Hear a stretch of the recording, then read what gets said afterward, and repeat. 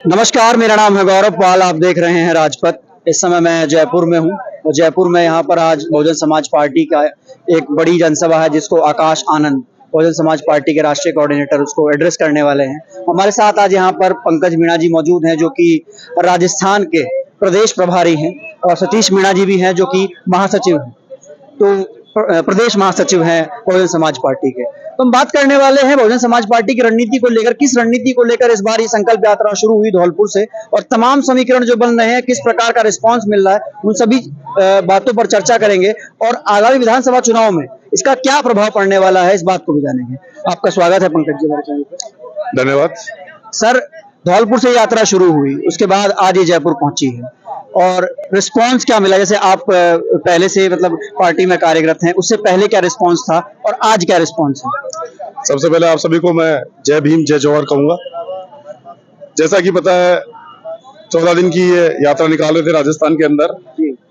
अभी तक जो जनता है, युवा, किसान, मजदूर, महिलाएं, माताएं, सब परेशान है।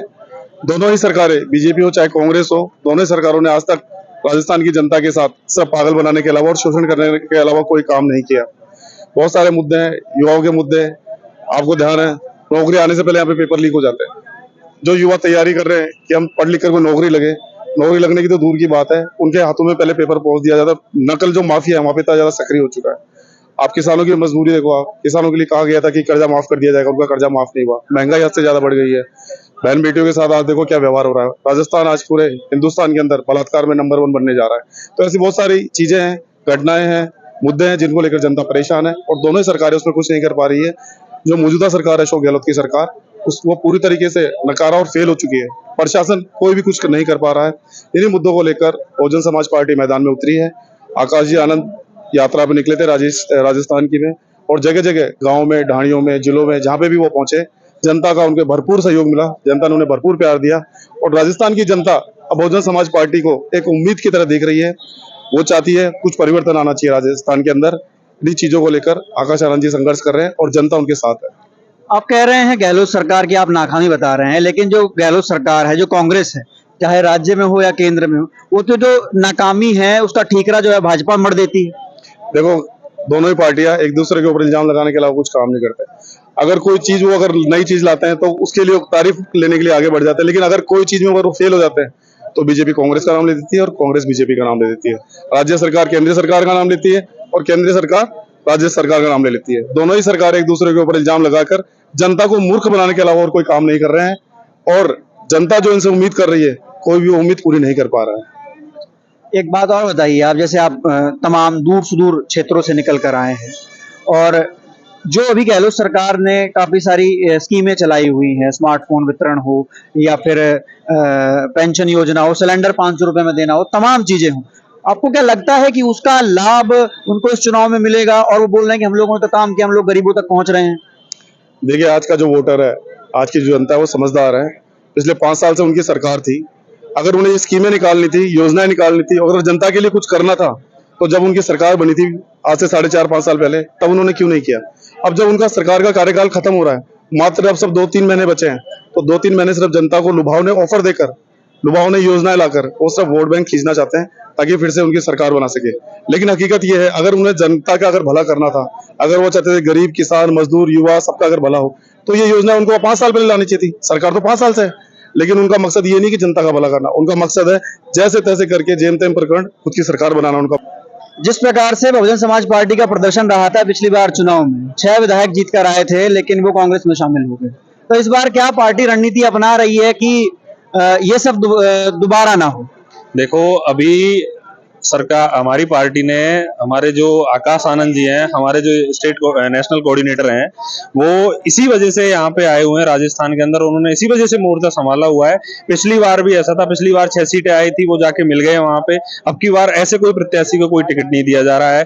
हर प्रत्याशी का पूरा तैयार करके कि प्रत्याशी हर तरह से कि वो नहीं जाएगा, और इस प्रकार से करके ही पार्टी उसको तैयार करके मैदान में उतार रही है। और अब की बार हम आपको विश्वास दिलाते हैं कि अब की बार हमारी सरकार में बैलेंस ऑफ पावर, हमारी पार्टी की जो सीट्स रहेंगी वो बैलेंस ऑफ पावर रहेंगी, वही डिसाइड करेंगे कौन सरकार बनेगी कौन नहीं सरकार बनेगी। बहुजन समाज पार्टी का अगर प्रदर्शन अच्छा प्रदर्शन रहता है यहाँ पर राजस्थान में, तो क्या 24 के चुनाव जो लोकसभा चुनाव होने वाले हैं उसमें भी निर्णायक भूमिका रहेगी? बिल्कुल रहेगी साहब। आप जानते हो, आप देखते हो जो राजस्थान के अंदर अच्छे स्तर पे हम निकल के आएंगे तो लोकसभा में तो बेहतर तरीके से कर ही पाएंगे, बहुत अच्छे तरीके से अच्छी निर्णायक भूमिका में हम उतर करके आएंगे। बहन जी इस चीज के लिए पहले ही बता चुकी है कि बहन जी कोई अभी ऐसा कोई गठबंधन का कोई प्लान नहीं है बहन जी का, और बहन जी हम पूरे सम्मानित, जैसे यहाँ 200 सीटों में चुनाव लड़ना है तो 200 सीटों में चुनाव लड़ना है। धौलपुर से शहर अध्यक्ष इस समय बहुजन समाज पार्टी में मैं पद पर कार्यरत हूँ। अच्छा, तो ये जो संकल्प यात्रा आपके धौलपुर से ही शुरू हुई थी 16 अगस्त को, तो जब ये 3000 किलोमीटर चलकर जयपुर पहुंची है तो क्या कुछ प्रभाव नजर आ रहा है? कुछ समीकरण बदले हैं, कुछ जो बदलाव जो था पहले की स्थिति में पार्टी की राजस्थान में और जो आज स्थिति है उसमें, आप उसको कैसे देखते हैं और क्या बदलाव हुआ है? जी, बहुत ज्यादा परिवर्तन देखने को मिलेगा। अगले जो 4 महीने के अंदर विधानसभा इलेक्शन वोटिंग होने वाली है। इस यात्रा का सीधा मकसद तो ये था कि इक्वलिटी, समानता और भारतीय संविधान को बचाना।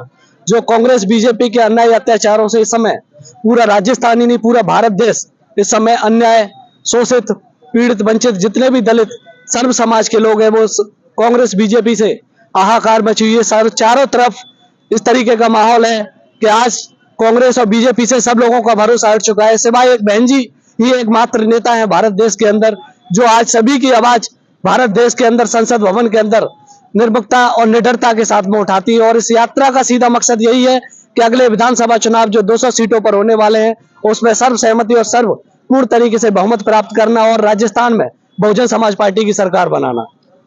जो मुद्दे हैं यहाँ पर, आपका नाम क्या है? बिहारी लाल। अच्छा, आप कहाँ से आए हैं? मैं धौलपुर से आया हूँ। धौलपुर से ही आप? धौलपुर विधानसभा सीट से विधानसभा प्रभारी हूँ। अच्छा, आप जैसे विधानसभा प्रभारी हैं, आप तमाम क्षेत्र में घूमते हैं, जो मुद्दे हैं इस समय राजस्थान में, खासकर बहुजन समाज के जो मुद्दे हैं, वंचित और शोषित समाज के जो मुद्दे हैं, वो क्या मुद्दे हैं?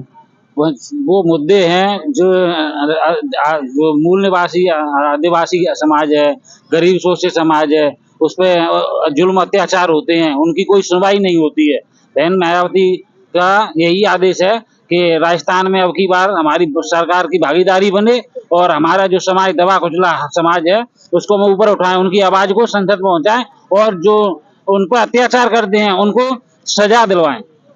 अच्छा, जो आपके यहाँ अभी तत्कालीन सरकार है, कांग्रेस की जो गहलोत सरकार है, उसका वो तमाम योजनाएं चला रही हैं और तमाम योजनाएं चला रही हैं, तमाम बातें कह रही हैं, सिलेंडर फ्री दे रही हैं, पेंशन दी जा रही है, तमाम और स्मार्टफोन बांटे जा रहे हैं, तो उसका क्या प्रभाव पड़ने वाला है? क्या उसका कुछ प्रभाव पड़ेगा चुनाव में? वो तो बोलते हैं कि हम लोगों ने खूब काम किया है। जी आप बताइए। मैं अमर सिंह बंसीवाल, बहुजन समाज पार्टी जिला अध्यक्ष धौलपुर से।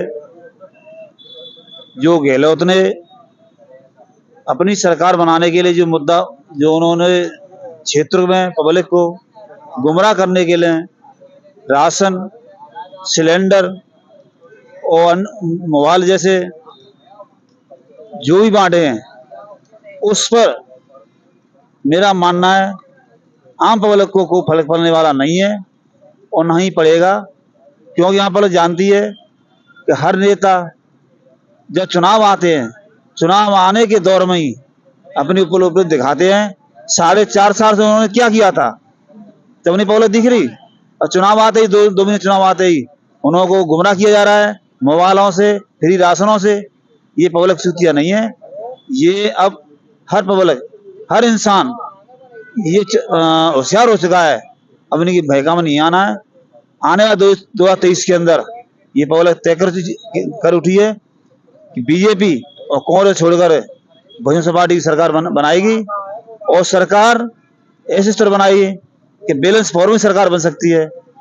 और बीएसपी के जो भी सरकार बनेगी वो गरीबों के तेजी में बनेगी, गरीब पब्लिक की भी बनाएगी।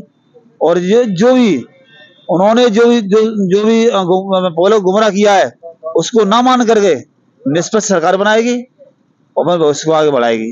अच्छा, आप धौलपुर से हैं, आपके धौलपुर से जो कैंडिडेट हैं वो घोषित हो चुके हैं, रितेश शर्मा।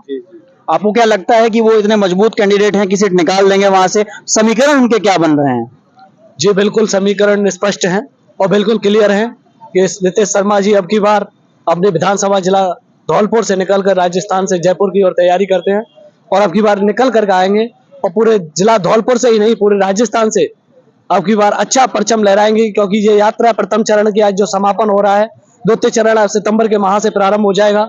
इस यात्रा में सीधा मकसद यही है कि अधिक से अधिक हमारे जागरूकताओं को, हमारी जो युवा पीढ़ी है और जो जनता है वो इस चीज को समझे कि कांग्रेस बीजेपी जो आखिरी समय में आकर जो प्रचार प्रसार करती है, लोभ लालच चना रेवड़ी बांटने का जिस तरीके का कार्य कर रही है, मोबाइल सिलेंडर फ्री में बांटना आदि, मिड डे मील जो जितने भी योजनाएं हैं वो 4 महीने 5 महीने के अंतराल में बांटना, उनका सीधा मकसद यही है कि कहीं ना कहीं कांग्रेस और गहलोत सरकार बौखलाहट चुकी है और वो जान चुकी है कि ये 4 महीनों में हमारी सरकार राजस्थान से उखड़ने वाली है और बहुजन समाज पार्टी की इस बार सरकार राजस्थान में बनने वाली है। इसी बौखलाहट के रितेश शर्मा है ब्राह्मण समाज से आते हैं, क्या उनके साथ ब्राह्मण समाज का वोट भी है, उनको मिल रहा है वहां से? जी बिल्कुल 100% अब की बार ब्राह्मण समाज उनके साथ में है और ब्राह्मण समाज ही नहीं, उनके साथ में जिला धौलपुर से सर्व समाज उनके साथ में अब की बार 100% वोटिंग करेगा और जिला धौलपुर से विधानसभा के लिए रितेश शर्मा जी को जिता कर भेजेगा।